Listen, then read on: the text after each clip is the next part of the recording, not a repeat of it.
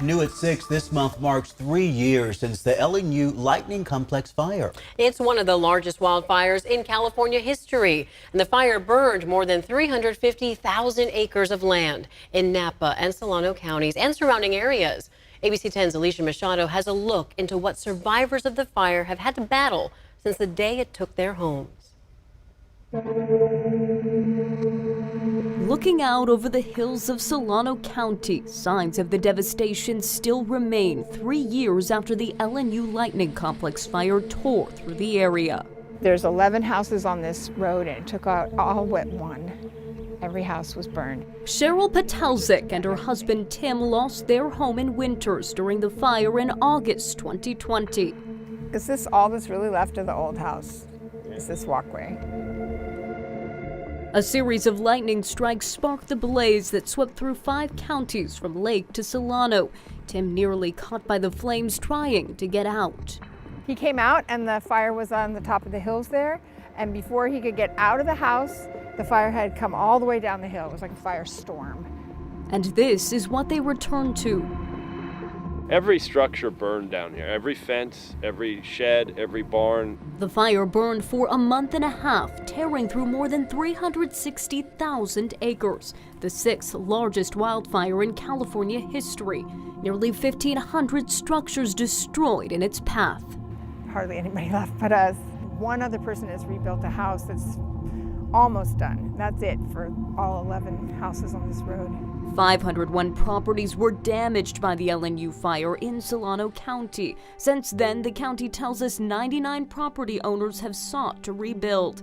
Of those, only 48 homes are built and ready to live in.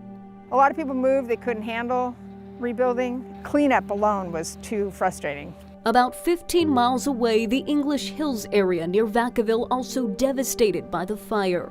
There was nothing salvageable, nothing. Kathy Brusso lost her home there, along with collector cars. Just going out there and cleaning up the place, it just broke your heart. And the hard part was our neighbor, we had 2 neighbors that died in the blaze. Yeah, they weren't able to get out of their home.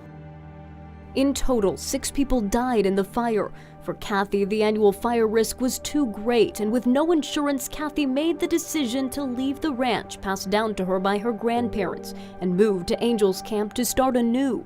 All the red tape and everything to rebuild and all the soil samples that took for a long time to come back, it would have been a 3-year wait just to start building. And she's one of many unable to rebuild, others faced with inadequate insurance or high construction costs. Back in Winters, Cheryl and Tim fought to stay after the fire, cleaning up the ash-covered land and debris while living out of an RV. It's pretty small for 3 dogs, 2 adults, and 3 children. Living there for nearly 2 years while their home was under construction. It was a struggle. I don't really feel like there was much help from the county. We did get a lot of conflicting information. The couple tells me they paid thousands of dollars for soil samples to test if the arsenic levels were within safe standards to rebuild. We had to have it done like 3 or 4 times at like $3,000 a pop. They say they were rejected multiple times by the county until neighbors informed them that their samples passed with higher levels. The Patelziks say the soil samples were just one obstacle on the journey to rebuild. ABC 10 reached out to Solano County about the issues. Director of Resource Management Terry Schmidt-Bauer told ABC 10 the state adjusted the allowable arsenic levels, suspecting that they may be naturally occurring after it was too difficult for some residents to meet the standard. In a statement, the director added, quote, "The county continues to prioritize rebuilding efforts in the LNU fire-impacted area, including permit fee reductions for fire-impacted residents and processing permits expediently as possible." As for Cheryl and Tim, they have since moved into their new home, building it stronger than before, with reminders of this fire-prone territory in their backyard. The Patelziks thankful to make it this far.